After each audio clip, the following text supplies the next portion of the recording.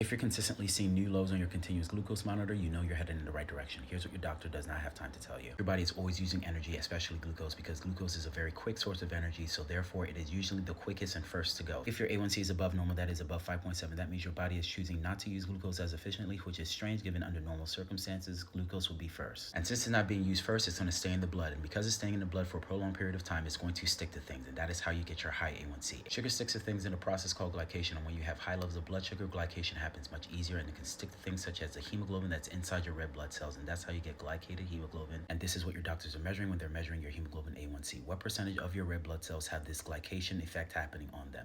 And the percentage becomes a problem when it's above 5.7. And so how do you start getting rid of it? Your blood cells don't live very long. They live 3 to 4 months. And once they die, the hemoglobin A1C goes with it. So you're going to wait for your blood cells to die, but the new ones have to be born into an environment with less blood sugar. So essentially, the new blood cells are going to replace the old blood cells. And if those new blood cells are born into an environment with less blood sugar, your A1C is going to go down with it. And this can only happen if you use the blood sugar that is in your blood. And you do this through resistance exercise, through using your carbohydrates in a smart way, which is why working on your A1C is working on your diet and exercise. And once you're able to do this successfully, A1C will be a thing of the past. And so through this, you can see that people with diabetes are typically also people struggling with weight loss. And so if you want more information about how to start losing weight, go to my website, download the free guide, and I will see you all in the next one.